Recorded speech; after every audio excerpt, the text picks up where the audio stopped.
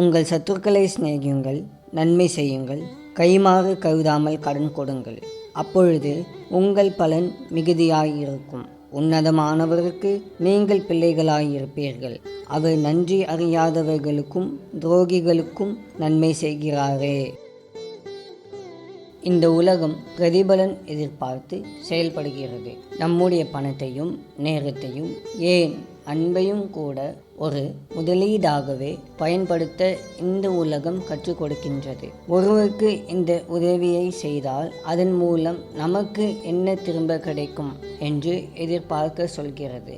ஆனால் உண்மையாகவே நாம் தேவனுடைய பிள்ளைகளாக வாழ தீர்மானித்தால் எந்த பிரதிபலனையும் எதிர்பார்க்காமல் தேவன் நம்மீது அன்பு காட்டியது போல் எந்த எதிர்பார்ப்பும் இல்லாமல் நாமும் மற்றவர்களிடத்தில் அன்பை விதைக்க வேண்டும்.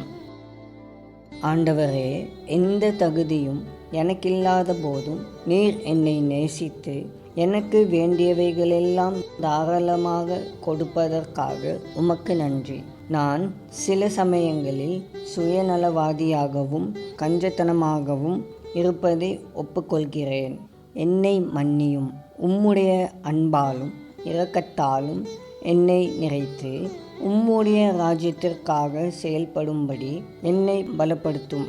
இயேசுவின் மூலம் ஜெபிக்கிறோம் பிதாவே. ஆமேன்.